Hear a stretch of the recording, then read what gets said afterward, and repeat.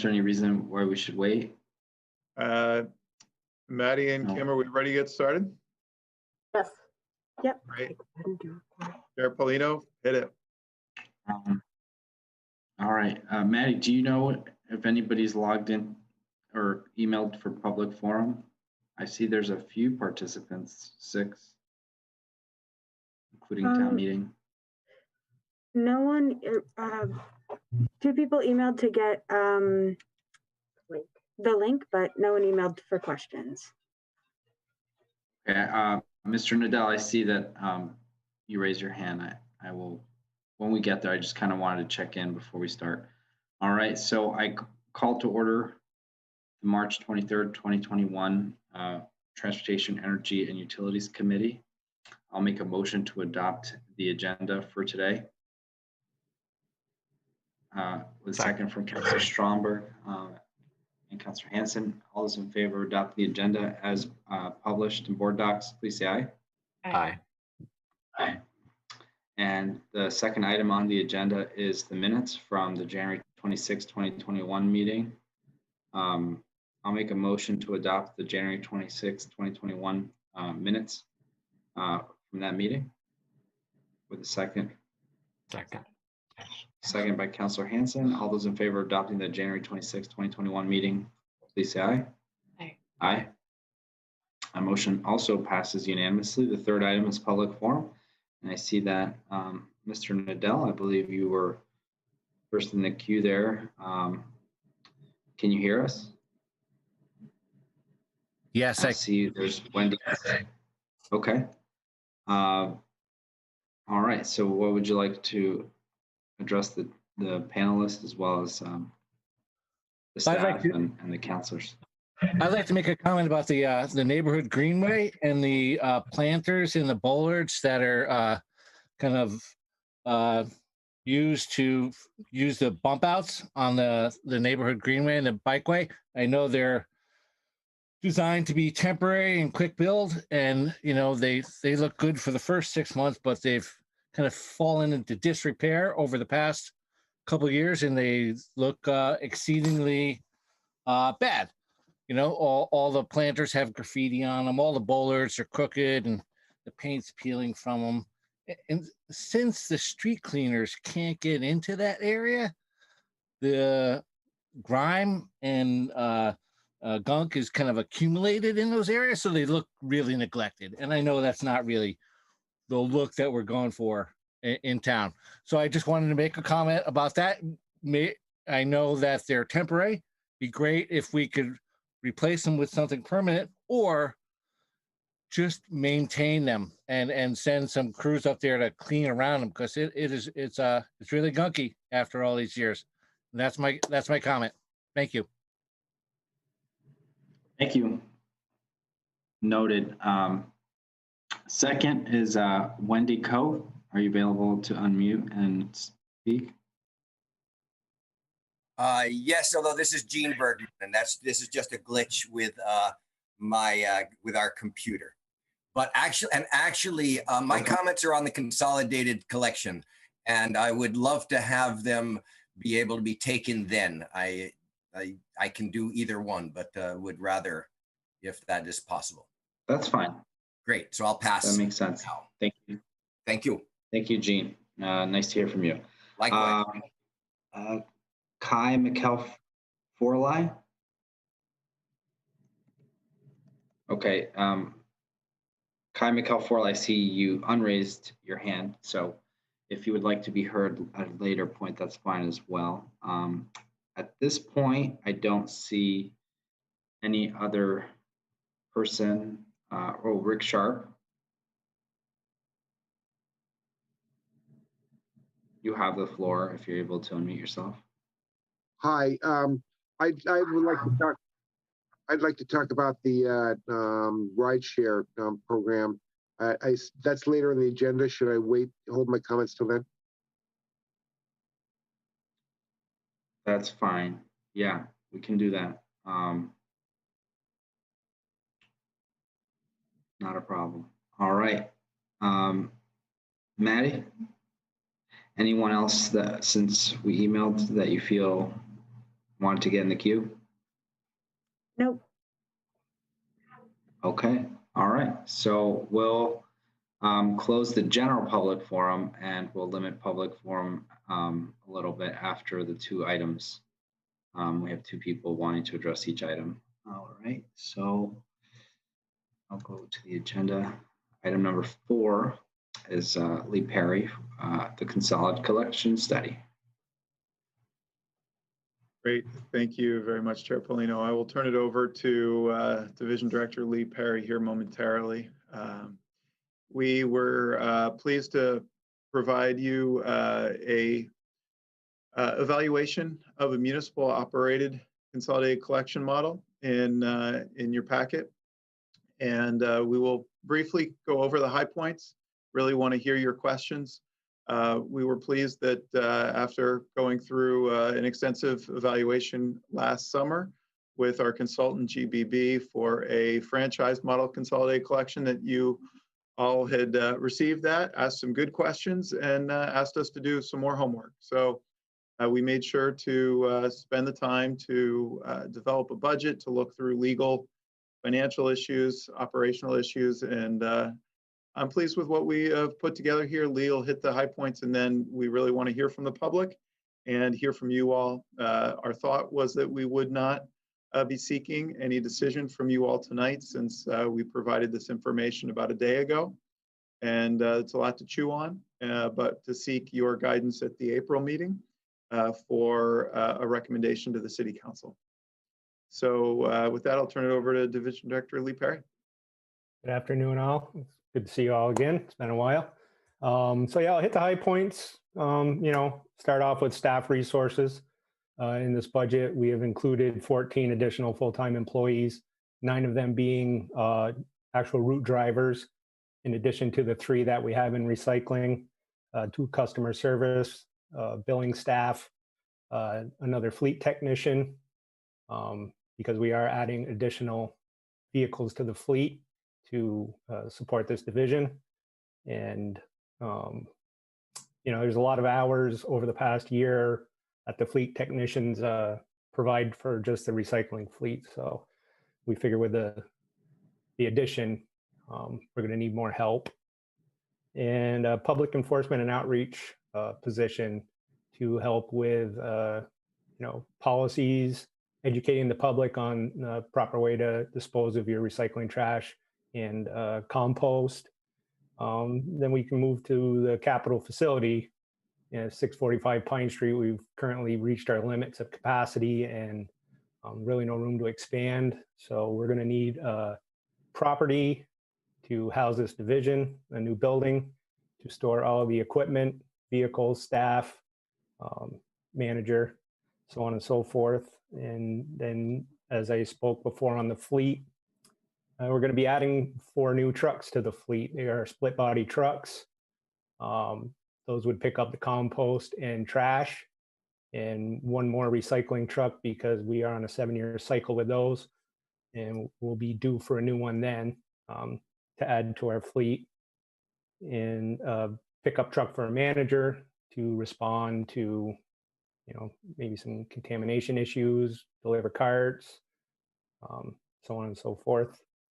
Then the equipment, capital equipment, we're going to have to put up front, 13,000 on the high end, 9,700 on the low end for carts for trash and compost, and an additional 6,000 carts for recycling, because we still have a lot of blue bins currently in use throughout the city that we need to get out of circulation. Switching to carts is going to be cleaner. It's going to be better for the employees. Won't have as many injuries. And and then billing. We've talked with water resources. I mean, this was one of the sticking points to the whole budget, is how would we bill for this service? And we worked with water resources and their flexi-bill system, and proposed to have staff help with the billing with that. And so that's pretty much the high points, without getting too deep into the weeds with it. I'd really like to hear any questions that you all have. Yeah, I think maybe Lee, just to conclude, to talk a little bit about the financial projections. You see those in the packet, which the costs came out comparable to the franchise operation. And the reason that some of our assumptions came in and our projections come in a little higher than the private hauler franchise model. One, because we have an upfront capital cost with a facility, because unfortunately 645 Pine Street cannot accommodate this use without displacing some other use. There is the setting up of a new billing operation. While yes, we have a billing team in DPW, this would be a separate bill. We believe, because of the complexity both of water, wastewater, stormwater billing, as well as the complexity of solid waste billing. And that labor, we did take a conservative approach, all unionized positions, all for full-time employees. And there may be some position reductions that could be achieved as we go further, but we really wanted to show you what we felt was a robust, fully funded, fully staffed operation. Our recycling crews now are pulling from street maintenance to fill their teams, because we are under-resourced currently, which hurts our other operations. And at the end, we laid out some pros and cons thoughts of each option. There are different considerations. I think in the end, we really pointed to a question of, is this a priority for the city to municipally operate a consolidated collection system? Is this an area where we want to be uniquely qualified and skilled to provide this service? We know as a city, we're a small city with a lot of expectations of a high level of services. And we don't always have the funding or the time or the space to be experts in all areas. And if this is indeed a priority where we seek to go to operate such a service, then we will need to put that in and balance it with other needs in the city, and maybe reduce some priorities, maybe eliminate some other activities to give ourselves the bandwidth to succeed in this effort.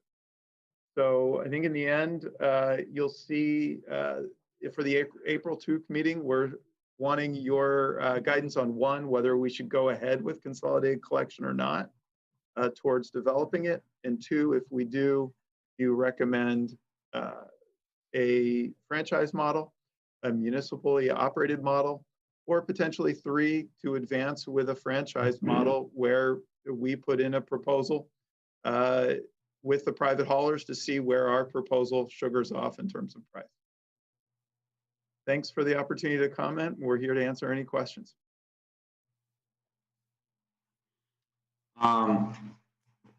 I feel like this is very good news. I'll just make a quick comment, and I think the answers for me, and I think if I had to guess the two other counselors, is yes and yes. And I think that this is really exciting that, I don't see the cost being prohibitive, although it is a lot of money. I just think it's such a great opportunity for us to do something that would be unique to Burlington in the area, and to control costs, control, waste, and down the line, provide good jobs, and, give you guys some flexibility with more staff that, could possibly be used when, you might have extra resources or need somewhere else. So I just think that 6 million, I think that sounds really doable. How is the question, obviously. So I think that's more complicated. So I'll pass it on to the other counselors. Counselor Hanson. Yeah, no, I really appreciate the analysis and the framing. I'm really glad that we took the extra time to dive into this. And yeah, I think it is a really exciting opportunity, and really worth a deeper look. And Yeah, based on this initial kind of overview, I think it does seem pretty feasible. I understand, I think, what Director Spencer's just saying about this would be a big new undertaking for the city and for the department. And so to what extent does that impact the other large undertakings that we are looking to do, especially around, you know, transforming our transportation system in the city? And so that's something I'm definitely really sensitive to is, are there going to be negative impacts potentially on that work is my only, that's my biggest concern. But I think there's a lot to be excited about and a lot of opportunity with this. And I think it's funny that Councillor Paulino, we all said last night, you know, we all said sort of goodbye last night, but now you have this huge decision the very next night. So your work's not over. And I'm a little bit hesitant to make a decision on this tonight since we just got the materials yesterday and we had council yesterday. So I didn't get to look at these materials until today. I don't know about the other councilors, but I mean, either way, I think this is going to be a full council decision and we need some community input on this to understand, to Director Spencer's point, is this an undertaking the city wants to take on? But the numbers initially do look very promising. I think to reply quickly on that last point, Councilor Hanson, it's informational for tonight, so we're not actually taking action. It's kind of nice actually that they brought it forward with just this part of it, the study. Sounds like in April you're going to bring forth all three proposals. It sounds like you said possibly a fourth model, but I just think I guess. I would like to know if the other counselors like myself would give the department today whether they would prioritize this model over the others. I think that is a fair, like for when you do vote on it for your April meeting. Like when you present the real packet that will go to the TUC and then the council with a recommendation. You know, do you want us to prioritize this if we actually do favor it? Would that be helpful to you? I guess that's a question for Director Spencer. I think any comment you want to provide today that helps us better understand where you're coming from. We will be seeking to answer any questions that you raised tonight in advance of the April meeting. And ultimately having this body make a recommendation in April that would go to the council. As I think Councilor Hanson noted, this really is a full council decision. And if you want to consider a municipal operated model, I think there will be a fair bit of additional public engagement and input that we're going to need to receive from the public because of the very significant upfront capital costs that would need to be financed. This would be a significant commitment of staff energy from other projects. And I think to Councilor Hanson's point, what's the impact on our other change agent activities to stand up a new enterprise of this magnitude? I think that kind of guidance is very helpful as we head to the council. And to just clarify, Councilor Paulino, we're not planning on having an additional report. I think the decisions you saw previous meeting, the report on a franchise model. This is an initial evaluation on a municipal operated model. And that's what we understood you to request. And I don't think there's any additional work product needed at this time.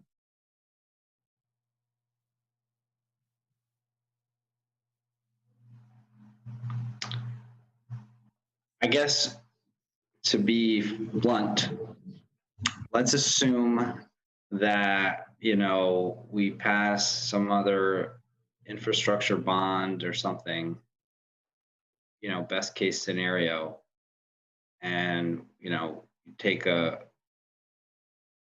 a loan for a year until that happens to start implementing it. It would be years, I would think, a year or so you can roll this out. I guess my question is, to be blunt, is this something you feel like if there was the money you can do, and you're excited, your department, your staff is excited to do? Could residents be better served outsourcing it, you know? Because the cost per month is pretty small. And a lot of people are using the dump a lot and things like that. I just think city, with the recycling, we're so efficient that I just see a lot of benefits, and there's some upfront costs, but there's long-term gain there. One of the responses I'd say is that given what I know of the Burlington populace, I think that the model that's most likely to be requested is one where opt-outs are allowed. We priced both a system where no one could opt out, every resident would have to participate, and a model where 25% of the population could opt out. The projections for our costs on the one where people can opt out were substantively higher than what GBB, our consultant, estimated would be the franchise cost. For a 25% opt-out for the franchise model, GBB with adjusted tipping fee rates was around $35 a month.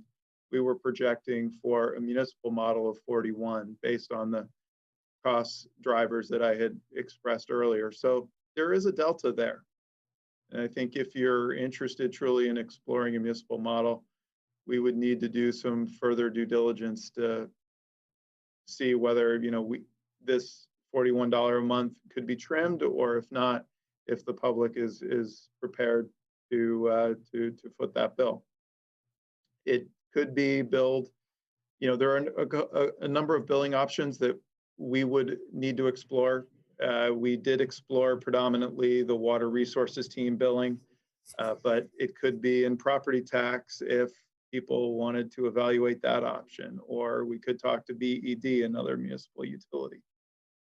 So a lot of work still to be done, but want to hear your input. What are the environmental benefits of opting out, and what's the benefit for somebody? Like, what would the alternative be? What would they do typically on average? What would the opt-out be? Lee, you want to answer that? Yeah, so they would self-haul to a drop-off center, their compost, recycling, and trash, which, as we know, currently Burlington is only open to compost at this time, and you know, it doesn't look like they're going to be opening to expand any other waste streams in the near future. And that would be a quarter of everyone. And why is that a 25% threshold? The initial study was based, that GBB did, off of 15%, but just in myself and Chapin's discussions, we think, you know, the city is there's going to be a lot more than that 15% opt out. So that was based on a survey that our consultant did of Burlington residents of how many people had subscription service and how many people did not. So we thought it was best to overestimate the number of opt-outs than to underestimate, because when you have fewer people in the system, the cost per person, cost per customer goes up. And so we wanted to show you what we thought was a conservative model. Okay. And then do we have to offer an opt-out option? Like, is that, I guess it's more of a multi-part question, but like, can we make it so it's better and easier for them to not opt out or not want to opt out?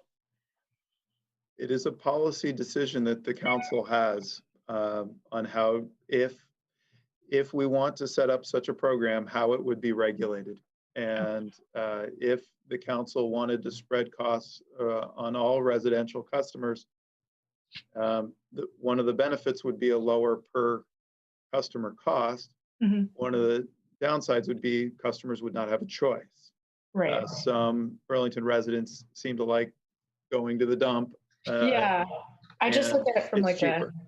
Yeah, absolutely. I hear that. I just look at it from like an emissions point of view with, just if the option's already there and it's just way more efficient for it to be consolidated and for everyone to kind of partake in, obviously I don't want to take anyone's choices away, but yeah, I just look at it from that point of view. All right. Thanks. I'll just interject real quick before I get to you, Councilor Hanson. So I apologize. I think I did. So I just want to ask a point of clarification to Director Spencer. I do see that the agenda item has an action on it. But then when I read the memo and the posting prior to it at the, the email that went out, I think it was Front Porch Forum. I guess I understood today to be more informational for the following, to give us time to kind of flush this out in that same area, like Front Porch Forum, maybe even counselors reaching out to people. But so I guess, do you want us to, would the action item be to give you the okay to continue due diligence on the municipal plan? Yeah, I think your general input is fine. We had listed an action item as a potential option if you wanted to make some statement, but I largely prefer, it was there as an option in case there was some desire for an action, but given what we have communicated to the public, our intent really is that any action on direction to develop some consolidated collection system would be made at a subsequent meeting. Okay, thank you. Councilor Hanson. Yeah, just to quickly respond to Councilor Stromberg, I think definitely it's within it's an option to not let people opt out. And I think that's kind of the pricing model that they laid out if we did that, the 0%. But I guess I'm curious, why didn't we do the apples to apples comparison of the 15% in order to get that pricing comparison? And how difficult would that be to get that as well? I guess in our memo, Councilor Hanson, we did seek to give you an apples to apples so that we have in the chart a comparison of both a 0% opt-out and a 25% opt-out under both the municipal and a franchise model. If you'd seek a 15% opt-out, we could, revise our estimates accordingly to try to give you a third data point. Okay, so the 25% opt-out for the private hauler costs is it's not just taking the 15% number from GBB, but it's actually adjusted in some way. Lee, could you confirm that? Yes, it's adjusted. I took all their figures and figured out tipping fee cost and all that and adjusted everything accordingly to the opt-out number. Okay. I mean, I think it would be helpful to understand the municipal option at 15%, but I don't want to, I don't know how long that would take. And I don't think it's worth a lot of staff time, but if the underlying assumptions and models already built out to make these calculations, and if it's as simple as just plug and go, I think that'd be great. If it's a big undertaking, I don't think it's worth it. So I don't know. I think I'll put the ball in your court in terms of that, and I don't know what the other committee members think, but I mean, I'm definitely intrigued and interested. I think these numbers are really promising, and even if it's slightly more, which is what this indicates, what we get for it, the benefits I think are large, and having that money go to unionized city workers rather than a private enterprise. And I don't know, I mean, Casella, the CEO of Casella, I think, makes over $2 million a year. So I just feel like, where is the money going? People are maybe paying a little more, but that's going to these local, well-paid employees rather than going to a maybe more stratified corporation. I think that's one aspect for us to think about.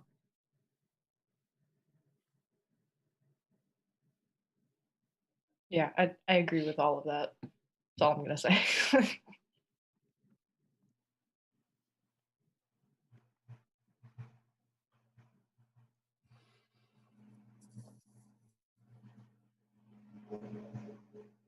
I think so. At this point, I'll turn it over to Gene Bergman. Gene, can you hear me?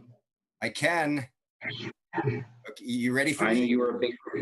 I know you were a big proponent of this model. So I wanna hear Yes, your and comments. I'm really pleased, Franklin, with your comments, and I'm really pleased with the initial work that Lee and the rest of the DPW folks did. Let me just walk through the comments that I've got. I believe that the chart on page 5 has switched the cost for the Pine Street option and the Flynn Avenue option. If you look at the page 7, you see that they're flipped. But it looks like the Flynn Avenue option is within 13 cents a month of the franchise option. That, of course, is the zero opt-out. And so clearly, as Councillor Hanson and Stromberg and you, Chair Polino, said, this is really it makes it economically viable. And this is even with a conservative plan. It shows that even with the conservative plan, that the city can undertake this public good in a way that's focused on that public good and not private profit. And as Councillor Hanson just mentioned, the GBB PowerPoint doesn't have a 25% opt-out. And I hear Lee say that he's ran the numbers. It would be good to compare apples to apples. And I don't know why it would be that hard for us to run our numbers and compare the 15% to 15%, which I think based on the zero opt-out will shrink that, that difference, that delta, as Chapin said. The memo identifies significant benefits to the public model. It creates the union jobs with good benefits. And, I don't think you can underestimate how important it is to strengthen the cities and regions' middle class, and to do that in every way possible, every way that we can. And there's been no analysis of the wages and benefits paid to private hauler employees, but it seems likely to me that they're not paid as fairly as city workers, and they're not protected by a union contract or safeguards that the union provides. This is really important from a big social policy standpoint that I think the city does have a responsibility to undertake where it can. And so it creates a publicly owned, it would create a publicly owned, affordable, efficient public service for an essential social function. And it would allow us to run a program in a way that keeps the profit in the public's hands and under public democratic control. I don't think you can underestimate that. There are other benefits that are revealed in the staff's memo. I think that unlike the staff's inference, I read the memo as showing that it will help pay for the property on Flynn Avenue by paying for a third of the cost. This is going to be something which would be an enterprise function. So you're going to have to pay for things, and that's a good thing. And so that allows us to facilitate that with a revenue stream. Councillor Polino mentioned the adding of capacity to DPW by adding staff that can be used in other capacities, like the snow plow system when they're needed, and it sort of flips the current model on its head.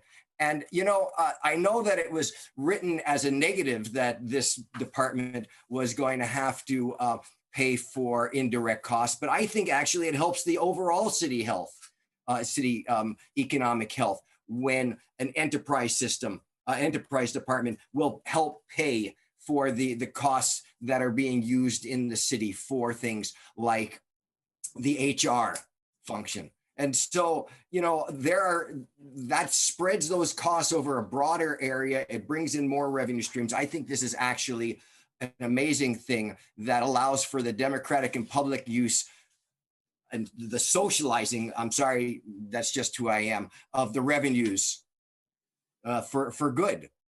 I believe that there are some things I don't like in the memo. So I just want to get into some of the weeds on that.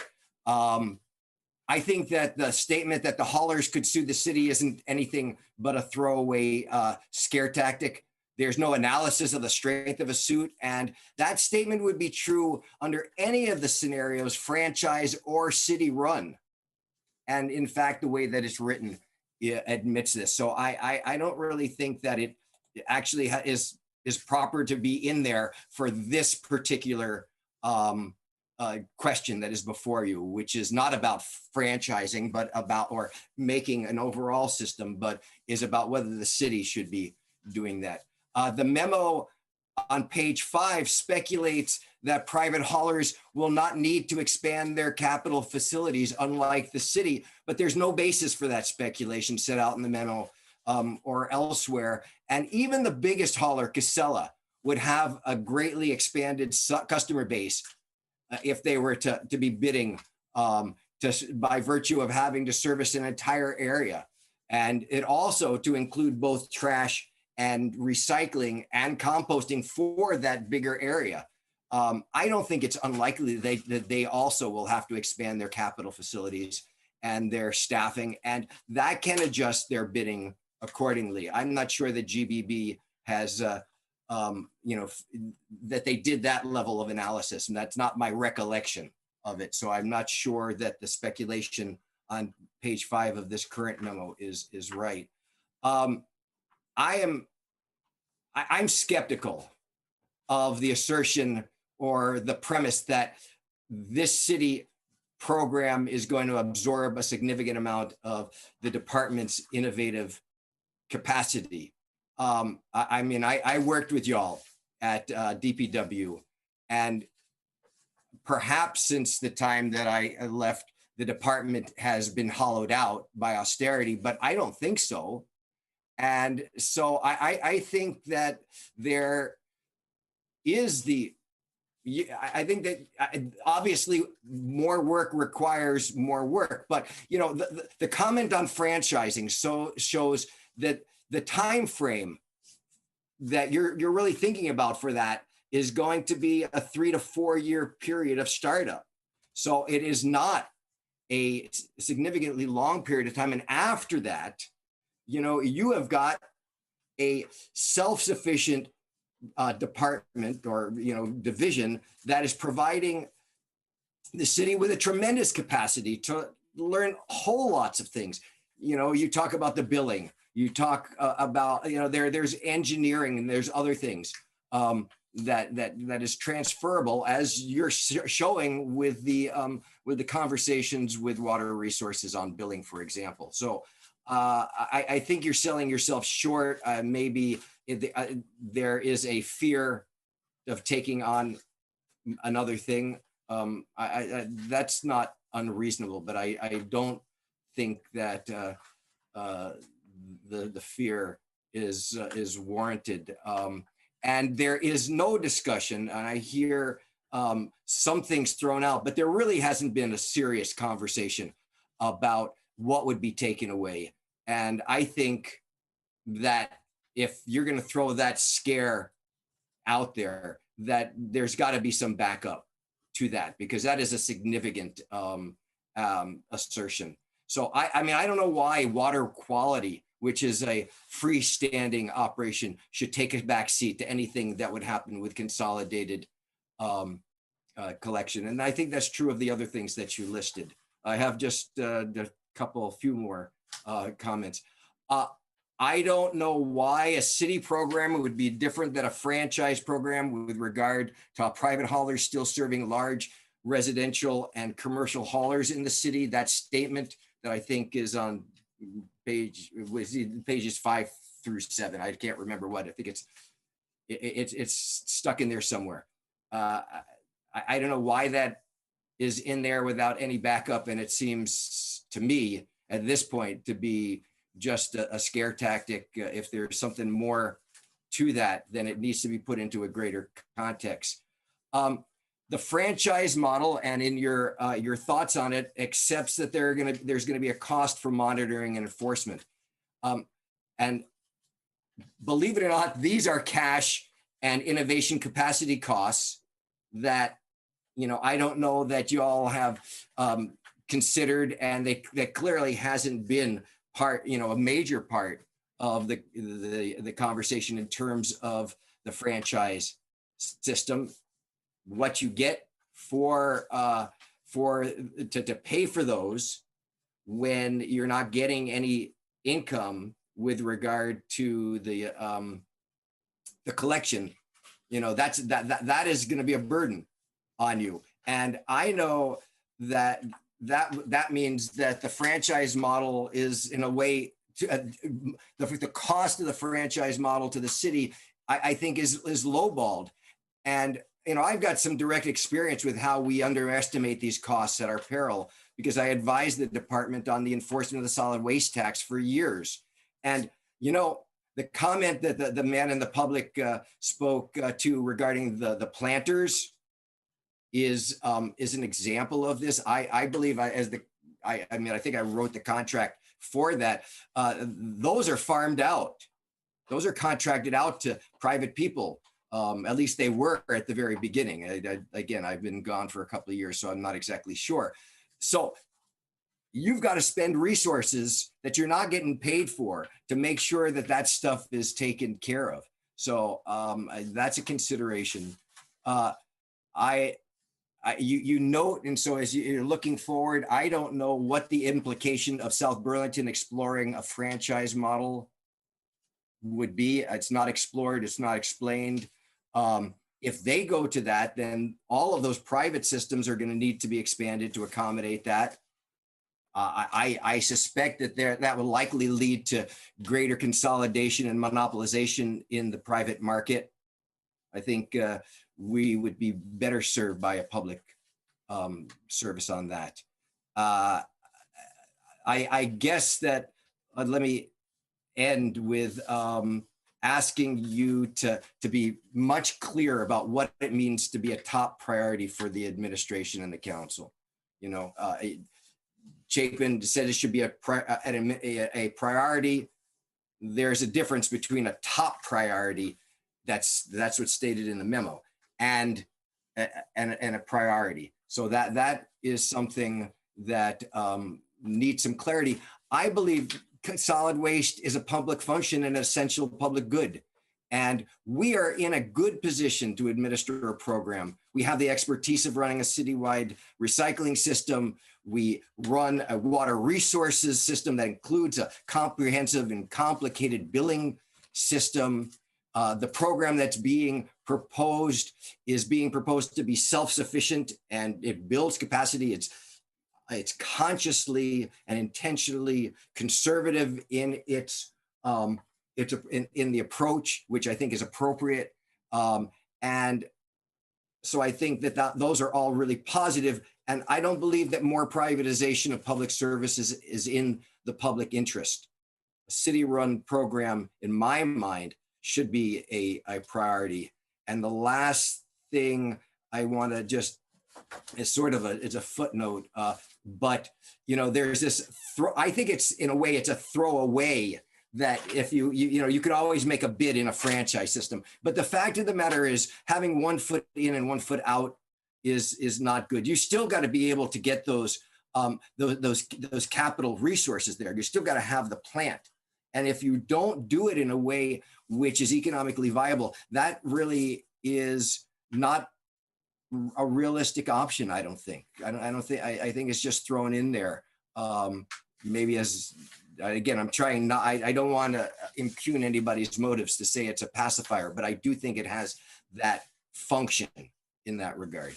Well, I'm sorry I've made your last meeting, Franklin, longer than you might have anticipated, but I actually took the time to seriously read the memo, and I think I've given you one member of the public's informed position, and I thank you for the time and hope you you move forward vigorously with a public option. Thank you. I will mute myself. All right. Well, with that, I feel because it is my last meeting, that I'll make a motion that says that. See if I'll get a second. No pressure, seriously, but I feel like I should at least try. That the transportation. Additional members of the public who may be wanting to speak. Councilor Yes, there is one other person. Thank you. Kai McKelforlai had wanted to speak about this item.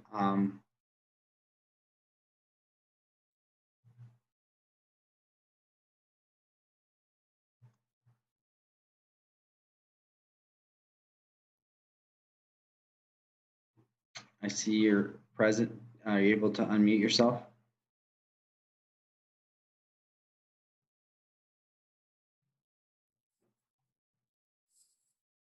So one question they asked, Shapen, was about whether, Can you hear me? I don't think we're there. Okay, there you are. Okay, sorry, that was more convoluted than normal. Thanks for giving me the opportunity. I just want to preface by saying that I'd hoped to be able to look into this more before the meeting occurred, but I didn't hear back from a question that I sent to DPW more than a week ago, requesting the link to tonight's meeting until 5:15 today. And I actually didn't see that I even got that email with the link to the meeting until the meeting was actually starting. So I'm a little behind the 8 ball on that, but I do have some thoughts and I'll try and be brief. I too am in favor of a municipal option, just for the obvious reason that as time has gone on, there seems to be a move towards privatization of public assets. Obviously, BT being the most obvious one, and I just want to lend my support to reversing that trend. I have concerns were we to go to a consolidated system wherein a private hauler would be performing that service. I just have serious concerns over the fact that I think it's anybody's, it's obvious that probably Casella would win that bid or do whatever they need to do to win that bid. And I have major concerns over their increased monopoly statewide. And so that would just add to, were that to happen and were they to win the bid, that would be very concerning. I just have issues with their operation, but also issues with any monopoly, given that cost quickly becomes a factor. And I can tell you that I'm a owner-occupied duplex owner and have been for over 20 years here in Burlington. And costs for the private hauling services that we've always enlisted have gone up dramatically just in the last 4 years. They're up 20%. We were using a mom and pop hauler, Clean Green Sanitation, that was a casualty of a buyout from Casella for the consolidation. And as a result of that, once the Sweetheart deal that the hauler that went out of business was able to negotiate expired, costs just went up and up and up. And we were sort of on the hook to have to use Casella as a result of that Sweetheart deal. But luckily, just this year, their costs became close enough to, or I should say that other private haulers' costs became close enough to Casella's that I was able to negotiate an equal price. So we ended up going with Gauthier. They agreed to match Casella's pricing, but I don't see any end in sight for just the cost ratcheting up and up. And one way that we've always managed to limit the cost of hauling, thereby limiting how much we have to increase rent to cover the cost, is by taking advantage of bi-monthly collection. And I just briefly glanced through the reports provided by Chapin and others, and I don't see any mention in there of any option that currently exists in the private market to reduce costs by going with a less frequent collection. So the numbers that I am using to give you that 20% increase are based on the fact that we, even though I guess we're probably skirting the law surrounding landlords and what we're required to do in order to minimize the cost, and because both ourselves and our tenants basically produce no trash anymore. We have on-site composting. We're rigorous with recycling, and so there's almost no need for trash pickup. So consequently, we use the smallest container available, which is something that another question I would have for a municipal service. We use what is it, a 34-gallon toter, and that's only picked up twice a month. And so the costs we've managed to keep them somewhat reasonable, but I noticed looking at the projected cost with the opt-out, that's $100 more per year automatically compared to what we're currently paying for collection. So I would encourage the city to look at the option of less frequent pickup or collection. And I don't know logistically how that would be managed, but if you could do that, that would help those of us that try to limit this cost, having to pass additional costs on to our tenants. If we could keep that, if we get that pricing even lower, or certainly keep it at the non-opt-out monthly price, which is about what we're paying currently, that would be great. Also, we've always opted, as long as it's been an option, we've always opted for what the private haulers refer to as backdoor service, which is the crew that shows up actually accesses the backyard, in our case, because we have a backyard, collects the toter, wheels it to the curb, empties it, and then leaves it at the curb empty. It's been a premium. Well, back in the day, it wasn't a premium service. That's just like when you used to pull into the gas station and other people would punch your gas fee. It was just normal. But as time has gone on, that's become a premium service. And the costs that I gave you earlier were including that as a service. I would hate to see that go away because that's something we've enjoyed being able to provide to our tenants, so that if we're out of town, they don't have to deal with remembering to roll the toter to the curb. And we've found that as a great added value that we can offer folks. So were that to go away, or at least were that to not be potentially an option, that would be concerning. So then the third thing, again, the different volume containers is another way to sort of reduce costs for those of us that would be paying the bills. And finally, on a related matter, and I'll just throw this in there because I've been an opponent of this system ever since it was instituted. Actually, as I was listening to you all, I recalled that I was actually one of the volunteers that dropped off blue bins when the city first initiated the recycling service. I remember doing North Street as a volunteer.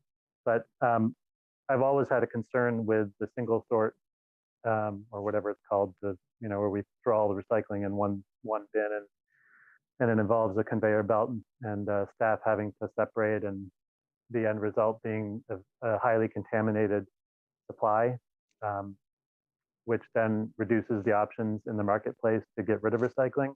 I know when I visit my father in southern Vermont, in a small town, their recycling service has never been single sort, and consequently they are able to access options that single sort recycling systems are not. So if there's a way to maybe re-examine that's obviously a big ask, but re-examine that system as part of this consolidated idea, maybe we could find some savings and or increased revenues that could help offset any additional costs just from a budgetary standpoint. So I'll just throw that out there, and that concludes my remarks. Thank you for the opportunity to speak. All right. Thank you so much for bringing forth those ideas and your expertise on that as a landlord and a resident. So the motion I was going to make is, if you just give me a second, I'll make a motion. The Transportation, Energy, and Utilities Committee states that it should be a priority for the city to run a consolidated collection enterprise. And I'll leave it broad so that can be defined at a later date, whether it's a hybrid model. I certainly would support a 15 to 25% opt-out model, but I'll just leave it broad. And if councilors feel comfortable voting on just telling the administration that we, the committee, feel that it should be a priority, it doesn't mean it has to be this year, but at least it gives a little bit more direction going into your next meeting, where you'll have the other proposals side by side. That's my thought. I'm supportive of giving direction.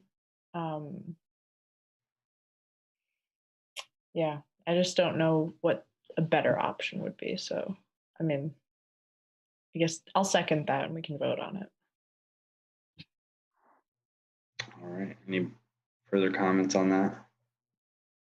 I'm comfortable with that. All right. I mean, I think to Director Spencer's point, it's going to be a bigger conversation, but I think, yeah, I'm comfortable with that for now, and can, pushing that conversation forward essentially. Great. All right. All those in favor of that motion, please say aye. Aye. Aye. Okay.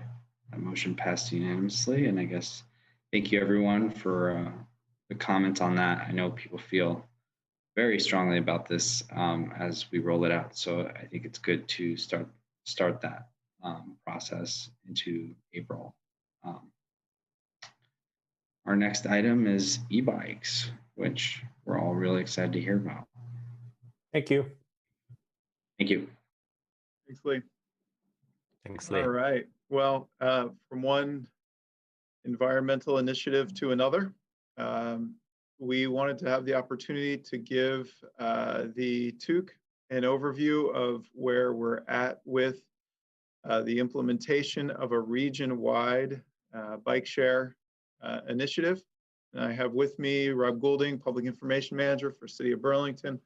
Also, Brian Davis is also here from the Cheney County Regional Planning Commission, as the city is one of many partners in developing this regional system. I am pleased to say that we are very close to having the first all-electric bike share system launched in this community, which I think will be a very different experience in terms of number of bikes. The proposal is double. The type of bike being an e-bike, addressing some of the hill concerns that the public has. Talking about more stations, I think this can really be a much different service than what we've seen to date. So Rob is here to give you the wave tops from his memo, and then he and Brian can answer any questions. Thank you, Chapin. Thank you, Chair Polino and members of the TUC. And very special thank you to Brian Davis from the RPC and Sandy Thibault from CATMA, who have been invaluable partners to helping us get to as close as we are to potentially launching this system. As Chapin said, I do want to just give you some of the wave tops that we hit in the memo for your benefit, for the benefit of anybody watching at home or watching on Zoom, and then definitely want to hear feedback and answer questions. I think the last time we came to TUC was a little over a year ago in February 2020 to give you, at the time, what we also hoped was an optimistic update that obviously was at the onset of the pandemic, which disrupted everything and certainly disrupted the e-bike industry, especially here in Burlington. Stepping back for a moment, e-bikes were highlighted in Plan BTV. They've been highlighted as a priority of the departments and the cities for a while now to expand transportation choice, as many things we do in the department are set for. We also wanted to make this transportation option as affordable as possible. We wanted this to have a local connection. Currently, there's a living employee, there's a local employee being paid a livable wage by the former company Gotcha, now Bolt, which we can discuss in a minute. Local employee who is being paid a livable wage will be paid a livable wage under the new agreement. There's an existing network that's already provided for by the same vendor, provided at no charge to the community, and there's a relationship where they'll be contracting with any local companies they need for kind of maintenance and other operational needs. So we wanted that local connection built into any kind of vendor we brought to the city. We believe that this agreement gets us there to some of those highlight issues or some of those highlight priorities we've laid out. There are protections for the city's interests built into this contract. You may recall from February 2020 or from the prior June when we first got approval to launch this partnership and sign on to this contract. There are protections such as this being a one-year contract with the opportunity to renew. There are key performance indicators we've got the vendor pegged to. They don't perform, we don't renew. There are protections for important stakeholders in the community. We want anybody hired by this company to be paid a livable wage. We want any needs this company has that they subcontract for to have a local connection. We've heard concerns from local industry and tried to address at least some of those significant concerns in the contract or in kind of the subsection of the contract for Burlington specific conditions. We did step back toward the middle or end of 2020 as most of us were regrouping and tried to figure out the new normal in the world, let alone the e-bike industry. Try to step back, seeing that Gotcha was not performing. And our partners, kind of indirectly separate from us, issued an RFP. Let's see who else is out there that could provide similar or better services in the future for what our electric micromobility needs are. We were invited to participate and did participate in a kind of an interview with one of those companies. Met with them. It was a productive conversation, but it wasn't the same kind of conversation we've had with Gotcha and now Bolt. And there was some deterrence in that we need some of these local connections and agreements that make this a partnership that I think we want in Burlington. So let's just recognize that the industry is really changing. Gotcha is now out of business. They've been acquired by Bolt, a much better capitalized, much better managed, I think a better managed company. They've hired some industry executives from the automobile industry, for instance. They've been operating in a series of domestic markets, now foreign markets. They have had a series of big capital infusions and now acquired companies like Gotcha to have a more significant fleet and expand at a more significant, in a more significant way. They've reported, we haven't, investigated their technology. They've reported that they kind of own and manage their own technology on the back end. That's a significant concern we had with Gotcha, with a little bit less responsiveness in terms of in a more timely way in terms of some, rolling out technology, addressing issues with technology. Now, all that said, we do have to see how these things work in real time. So I think Director Spencer gave you some of the main highlights. I just wanted to provide some more of that feedback. We think that this is a good model, and we'll see if it works in Burlington. We really do want to hear your feedback, see if there's buy-in from you, buy-in from the community. We are close to getting a deal signed. It's the same contract that we brought forward in June 2019. We've worked with the city attorney to ensure that there are no significant differences in that contract, other than basically at this point the name of the vendor who has acquired all of the kind of legal responsibilities of Gotcha. And with that, I think maybe it's worth stopping talking. I'll introduce, as Chapin did, Brian Davis from the Regional Planning Commission, who I think can help address any questions that maybe we can't answer. And definitely thank you for your time. I know it's been about a year since we were able to engage in this.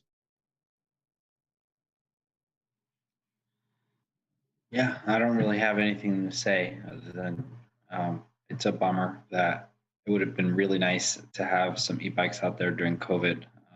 But again, that does raise concerns. I know that even I think Local Motion's bike share program has had a little bit of a hiccup. So not sure how we could have done that safely, but would have been good otherwise to have more e-bikes out. I know obviously we all know e-bikes in general have been in short supply during this pandemic. So I don't really have anything to say. Just fully supportive.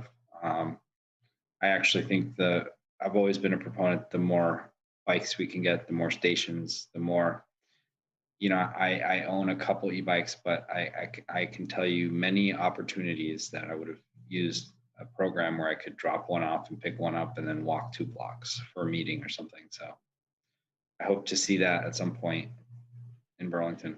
I don't have anything to say other than that. Councillor Hanson or Councillor Stromberg?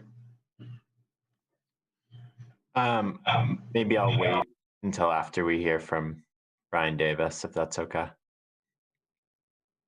Can I share my comments after that?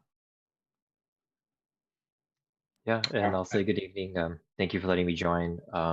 You know, I'm really here to support the city and answer any questions that y'all have. I think Rob did a good job of bringing us up to speed on where we are today.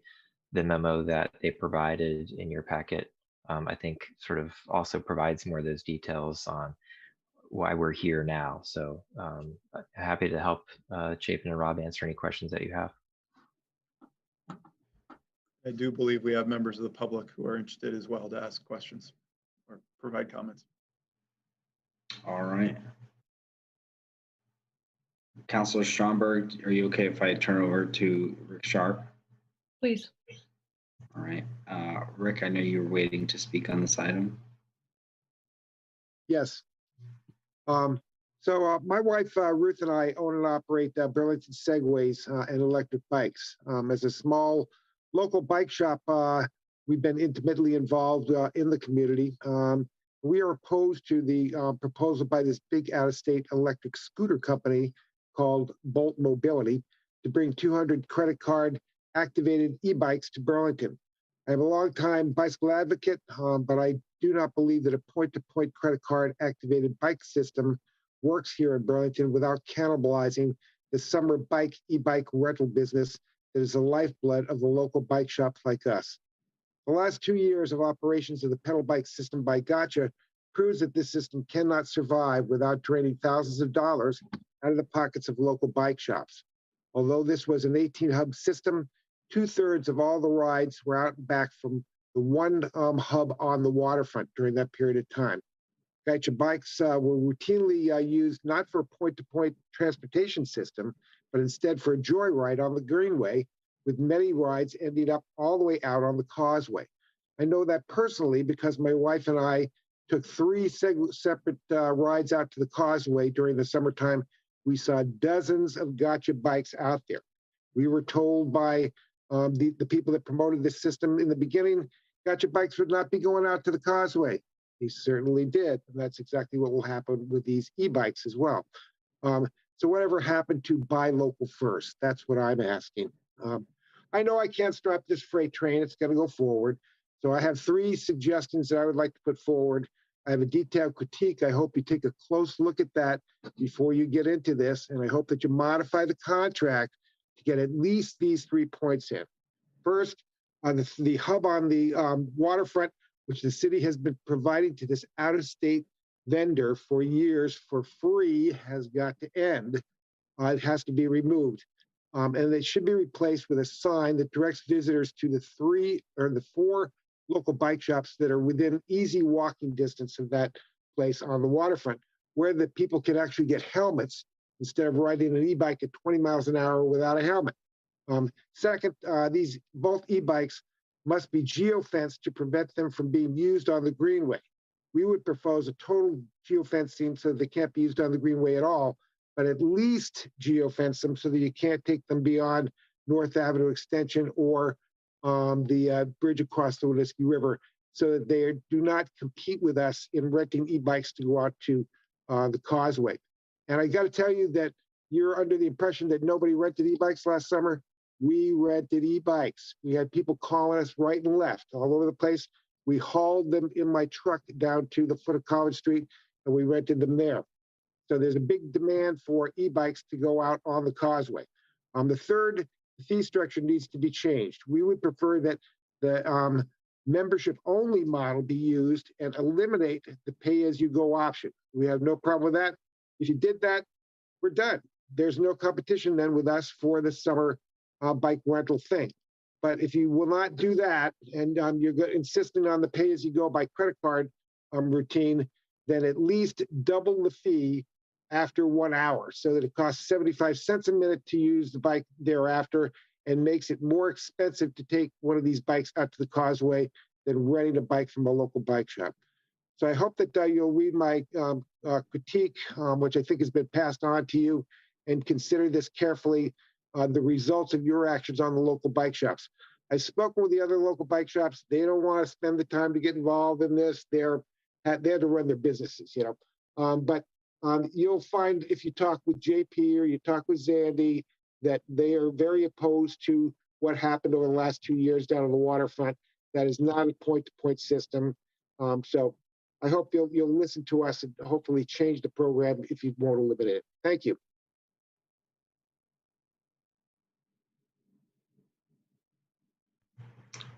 Councilor Hanson. Great, thanks. So in terms of the pricing, in the previous contract, something I thought was really exciting was I thought it was structured in a way that it filled a niche that was really important and also didn't compete as directly with some of the local shops. And that was basically the first hour was really affordable so that it would be really attractive for someone to rent a bike and take a one-way trip, whether that was for a commute or for whatever it may be. And then it did escalate, you know, after that first hour, so that it was really about displacing trips, and which comes with the climate and environmental benefits and the traffic reduction benefits versus displacing recreation, which doesn't have the environmental benefits and also competes with the local shops. So I'm wondering, Director Spencer, if I know we talked earlier, if you have sort of that side by side of the previous contract in terms of the pricing scheme compared to what's before us now. Yes, we do. And Rob, are you able to share the screen on the former price? Yeah, I can pull up. Let me, at least as a start, if it's okay with the chair and with Councilor Hanson who asked, I'll pull up what was the prior attachment G user fees that former Gotcha had offered. And then if I can try to figure out a side by side that makes sense for folks, I can pull up the new attachment G, which should be in your packet. So.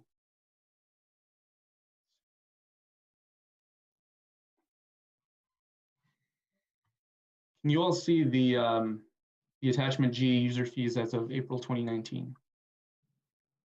Yes. Yeah. This is what Gotcha had provided to us actually shortly after the contract signing.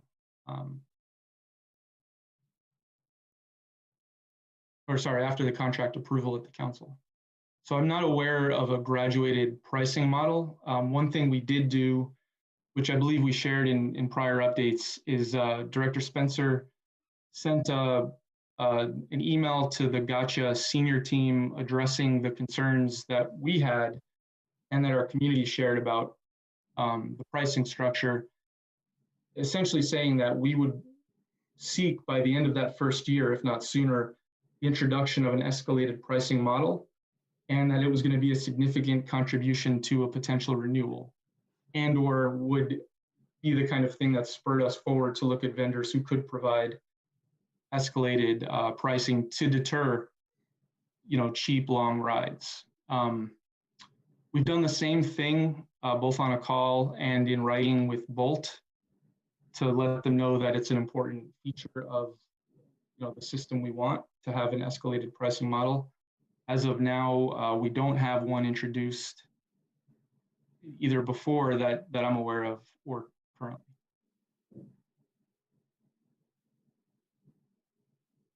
Okay. Yeah, that's interesting. I could have sworn that we had at least language around the escalator by hour, but either way, I guess my big concern is just it was so much more affordable in April. The previous proposal was much more affordable, which is not only an equity issue and making these accessible for low income and folks with limited means, but it's also just makes it that much more attractive compared to other options. So even people that do have money to spend, it makes it that much more attractive than getting a Lyft or getting an Uber or whatever else it may be. So paying to park downtown versus, oh, I can just zip it on my, I just feel like from environmental and an equity perspective, we were in a better spot last time because it was so much more affordable. And can anyone speak to why the price has so dramatically increased? I'll touch on that quickly, and then certainly happy to hear if Brian or Director Spencer want to add any further context. I think one thing that I think Councillor Hanson, we share that critique, especially on the equity front, but certainly overall, we want to strike the right balance here between not detracting from local industry and kind of promoting just joyrides. At the same time, we want residents, we want local Chittenden County folks to use these in meaningful ways to get around for their daily trips. So I think we all shared a little bit of disappointment to see that to a degree, a typical 30-minute ride is going to be a decent amount higher under the new Bolt plan versus the old Gotcha plan. At the same time, I had to wrap my head around the fact that the industry has changed. Gotcha went out of business. People are willing to invest in Bolt, and so there are business elements to this that I've had to grapple with and realize is maybe something that we have to expect. They want to make money. They want this to be successful. We want this to be successful. I thought that a period of a year would allow us to figure out, is this the right system for Burlington, and is it the right price for Burlington, and is there any negotiation around that? Dropping the initial fee, but graduating quickly after a certain point. What is possible after we have some data to really evaluate? I think the real important concern you're also getting at is the equity part of this. And so obviously there is an equity component to what Bolt is providing, which is 50% off their proposed pay-as-you-go plan. Very recent conversation, because I shared that concern. We all shared a concern in terms of wanting to make this as affordable as possible for folks who have less income means.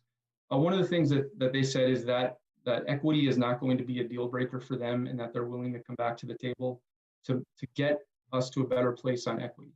Now, I don't have firm details on what that means. So what you see in your packet, I don't think is where we have to end up on the equity front. I certainly don't think they wanted to overpromise, and I certainly can't overpromise what that means. But perhaps it gets us at least to something like a campus plan where for $40 a year, you're getting quite a bit of ridership here. And maybe there's more to do on the pay-as-you-go plan, which might be more attractive to most folks anyway. I think the other thing that we realize is there hasn't been a tremendous amount of use of the equity plan, and we at least need to do a better job as a city. Certainly Bolt needs to do a better job than Gotcha did at attracting riders across the income scale to make sure this thing is going to be used and that the equity plan is going to be used. So just to wrap up that spiel, we feel the same way on the equity front. We have addressed it very recently with our account manager there, and I think that there's clearly room for movement that they've acknowledged. Okay. Well, yeah, I think that's really what I would want to see next, is just us pushing them harder on that front, and specifically that short rides should be really affordable. We want people using these to get around and displacing those short trips and having an affordable way to get around the city that a lot of folks might lack or might not choose. So that would be my biggest piece in terms of, the recreational, the longer term, renting it for an entire day and riding all around. Recreational, I don't have any really concern there in terms of if that's more on the expensive side. I think that's almost a good thing in a way, because again, they're competing with local options. But that short term, an hour or less trip time, that is a one-way trip for a purpose, not recreation, most likely. And so that's where I think we need that affordability, and then increasing the subsidies for low income. Because even if it's 50% off the pay-as-you-go, but the pay-as-you-go is like $22 just for an hour, that's still not really cracking into the territory that I think would be useful for folks who were low income. So if there's a subsidy on the membership aspect, or if there's a much deeper subsidy on the pay-as-you-go, then I think it starts to become meaningful. But otherwise, I don't see it as really addressing the issue. Good point. Councilor Stromberg? Yeah, I agree with that in two ways, because it's like, yeah, people are not going to use it if it's unaffordable, if it's too expensive. And then the people who might need to use it because they can't afford a car and the expenses that come with that, and or bus ridership or what have you, it's just like not the right route. Also won't be able to afford, it's just kind of like that double-edged thing of like, if both of them are, yeah, it needs to be a lot cheaper, I think.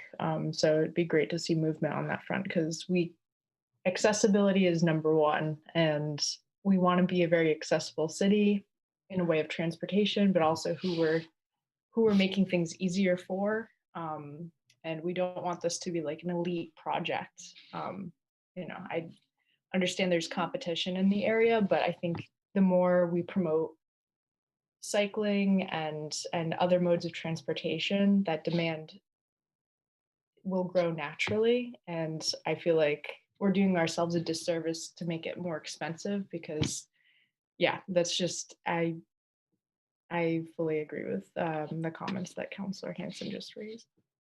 Thank you. Great, thanks. From right now, Councillor Hanson, I'm going to turn it over to Zandy Wheeler, who's raised his hand and has been attending the meeting. Mr. Wheeler, do you like to make a comment?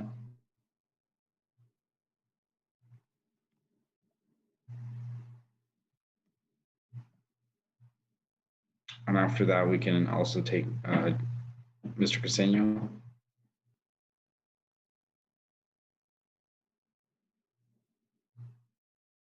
If Mr. Wheeler's not ready, we can hear from Mr. Cassano. I'm not sure if he needs to be promoted.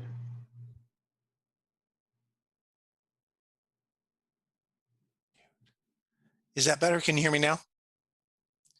Great. The not having a packet, I would love to see if it's possible to see what the proposed rates are. That would be helpful. I'm obviously interested in the comments that Jack and Jane have, Councilors Stromberg and Hanson have made, because that's the discussion that we've been having for we're going on a 4th year, and share the vision and the desire to have a connected, low emission community. And without escalated pricing, we're kidding ourselves. And I'm not saying it would be easy to not have a privileged program for getting around. But unless there's something that's really done to make the bikes available to people, not just by price, but actually through promoting them to the right groups. And I think, Brian may have some information on communities that actually have succeeded at making an extra effort. But the ride share data that Rick shared, I don't know if it's 2/3 or 60%, I'm not sure what it is, but to have that data, that's what people want to do. We want to have a good afternoon on the waterfront.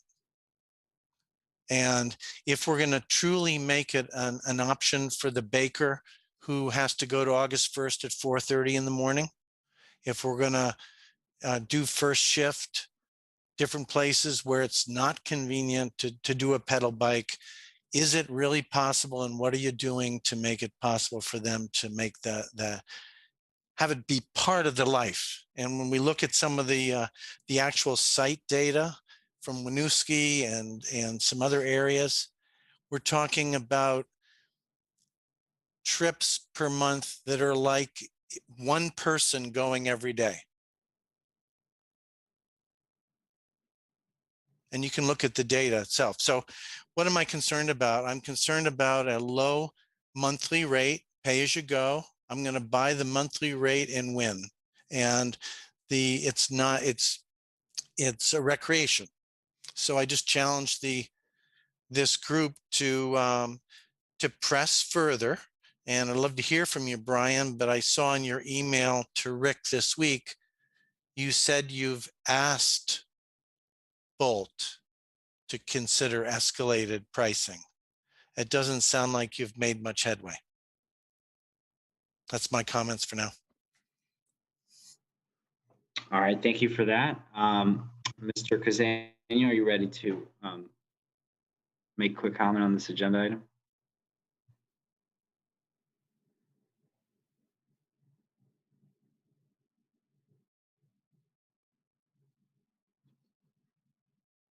JP, you were unmuted for a second. I think you need to unmute again.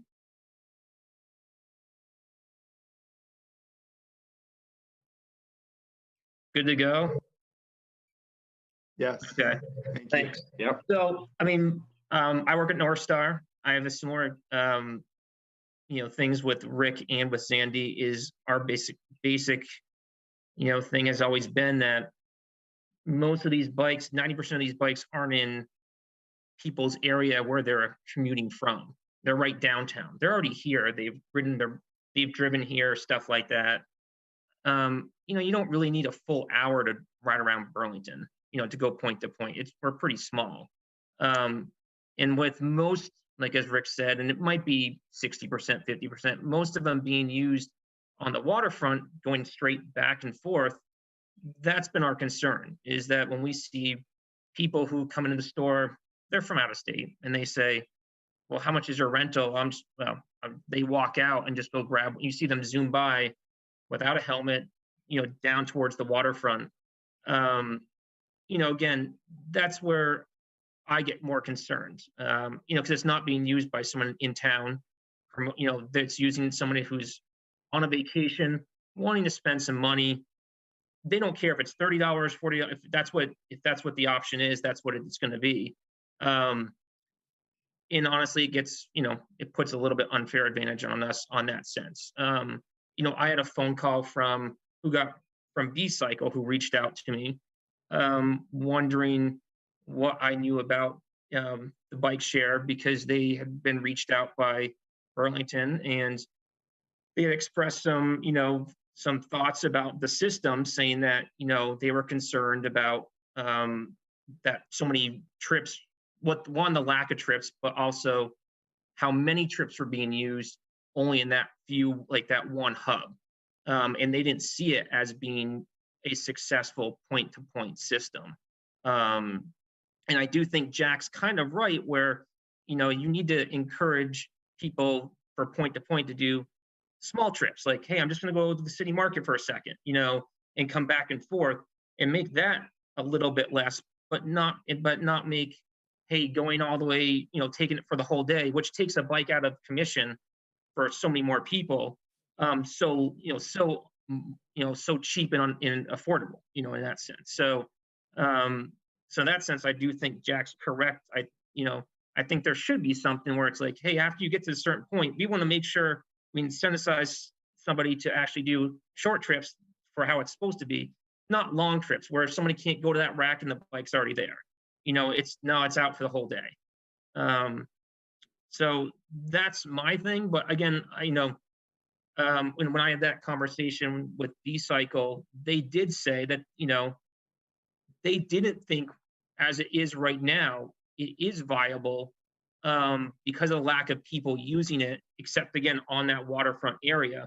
And it needed some significant capital. And so his concern was, companies like, Bolt or Gotcha, they need to make money. It's clear and simple. You have to have a certain price to stay in business, whether it's, whatever it's going to be. He said, I don't know what's going on. I haven't heard back from them, but here's what the things I had talked about. Do you know much about the system? And he said, it needed more capital from investors, and other cities to actually make it a feasible, feasible thing. And it would be an investment year after year. Now, whether it will work with this new system, I don't know, but he did say it's going to need a lot of more people using the system to make it work out.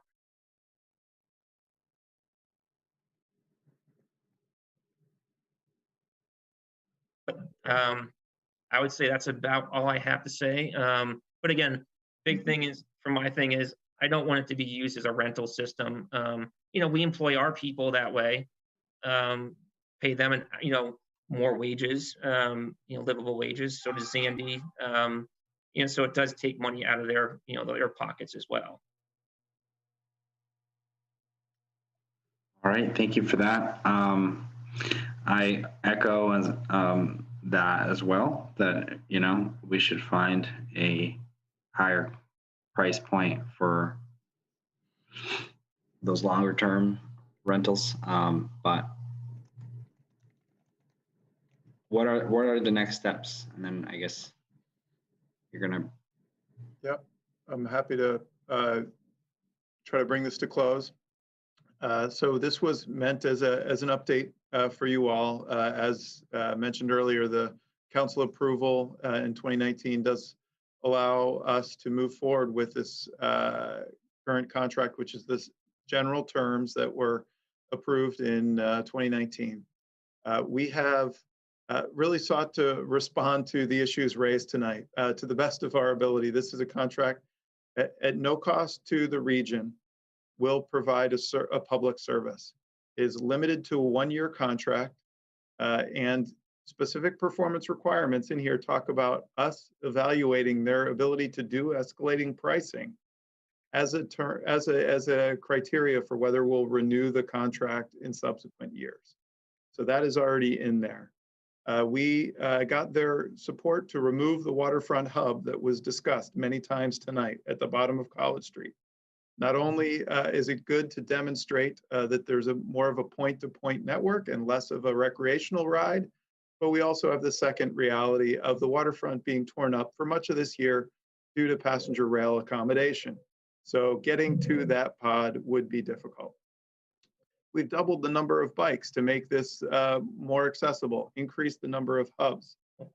And we have really worked and made clear to the vendor that if they can't perform in this year, demonstrate an escalated pricing, and that a majority of trips are not transportation trips, then we're going to find something else. But I think there's a lot right about what has been put together here. And your input is good, and I think really reflecting that we're all actually trying to achieve the same goal. And we will bring forward your interest in escalated pricing and your interest in the transportation orientation as critical keystones for this system going forward. All right, thank you. Councilor Hanson, you have a quick comment?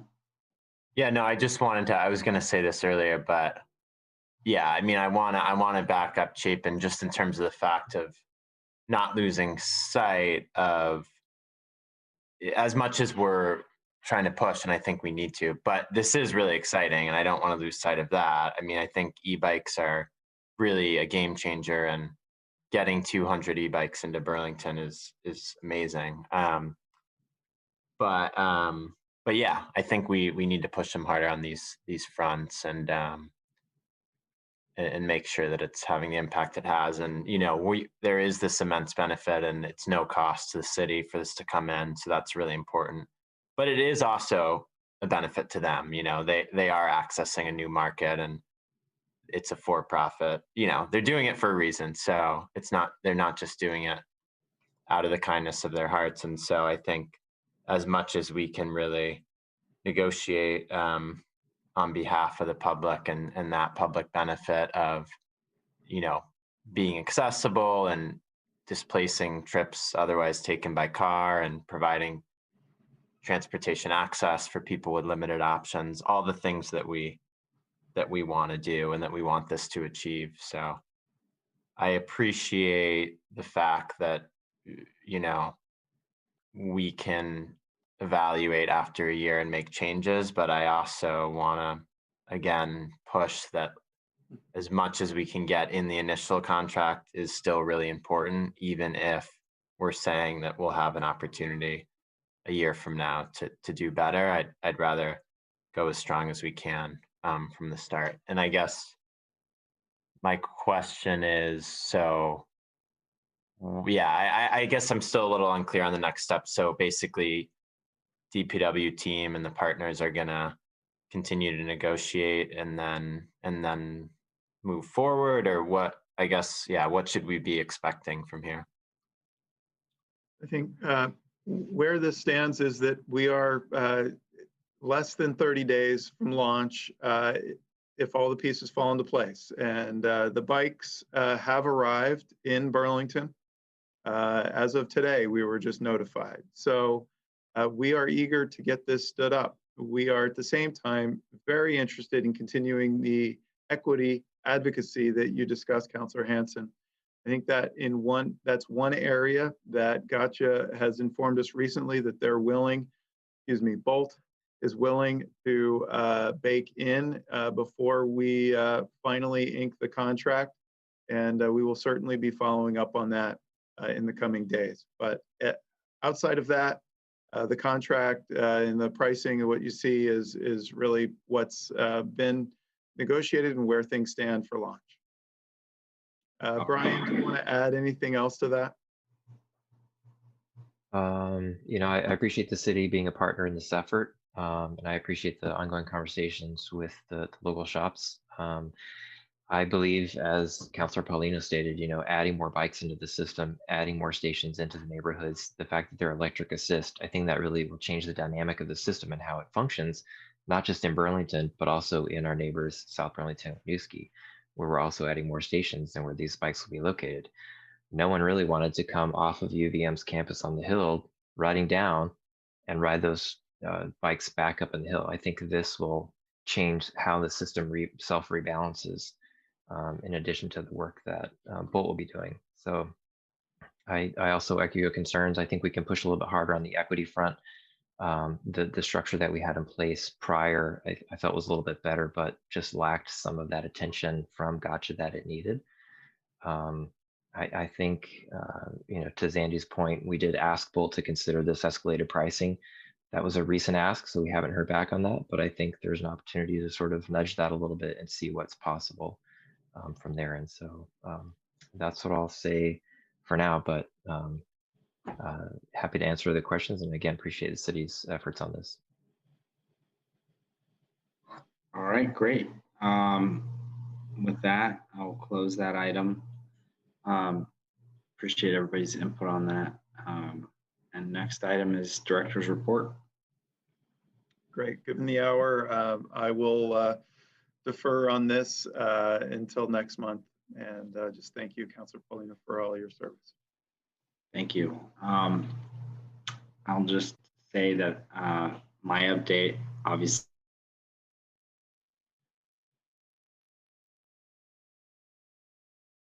did we lose you, Chair Paulino? Oh. Can you hear me? Yes, we can. Okay, maybe it's better with video up. I'll just say that it's been a total honor to get a little vignette into your department. You guys are so big, you wear so many hats. And I always say to people that you don't realize how small you guys actually are, and that you do a lot of contract work. And so I hope to still tune in on these big issues that we've, started chipping away at, and lend whatever kind of commentary I can. And it's been just a delight to be part of this committee, and I will miss the meeting.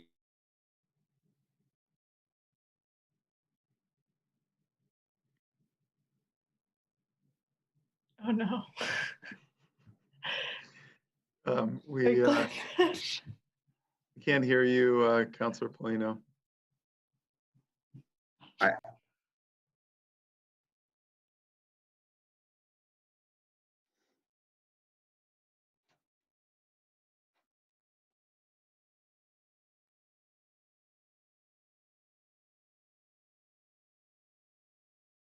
Still nothing, Franklin. Sorry about that. Can you hear me now? Yes. All right. Woo! So it's just been great. I don't know what point it cut off, but it's been great to be a part of this. Councilor Schomburger Hansen. Kind words about DPW. We will pass those on. Yeah, I just want to say, thank you to you all for all the work that you do behind the scenes. I know I don't see like 99% of it.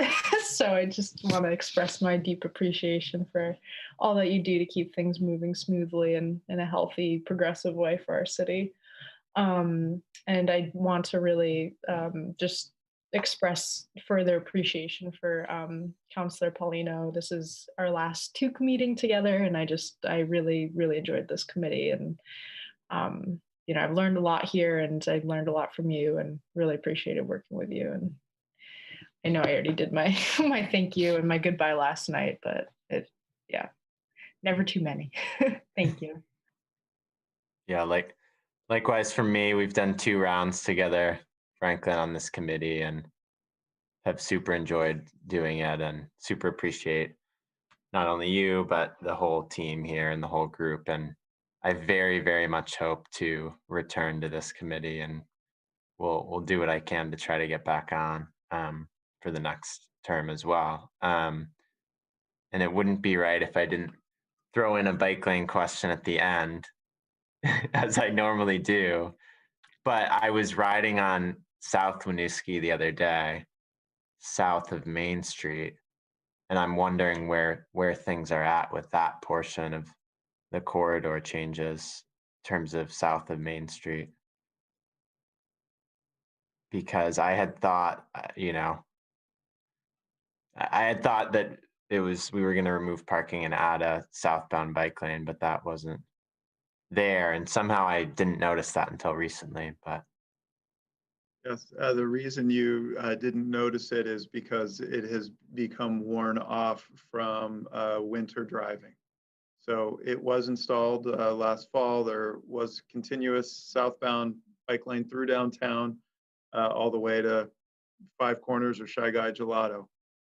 So parking was removed on one side of South Winooski between Main and King on that east side. And so there are bike lanes in both directions on that block. And once we restripe, once you get a striping contractor in, hopefully in May, then that bike lane will be restored.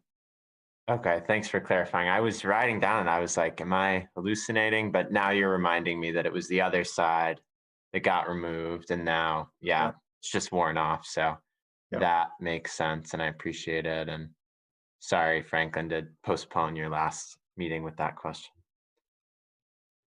No, it's all right.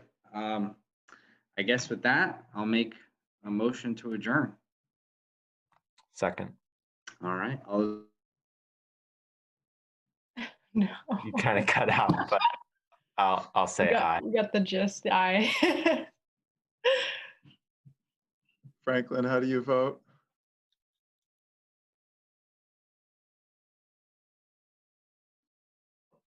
Chair Paulino?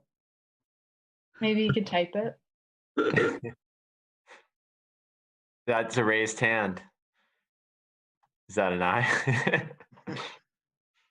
All right, seeing the raised hand, we will understand that Franklin also votes in the positive to adjourn. And so at 7:17, we'll consider the meeting of the Transportation, Energy, and Utilities Committee adjourned. Thank you. Thank you. Thanks, everyone.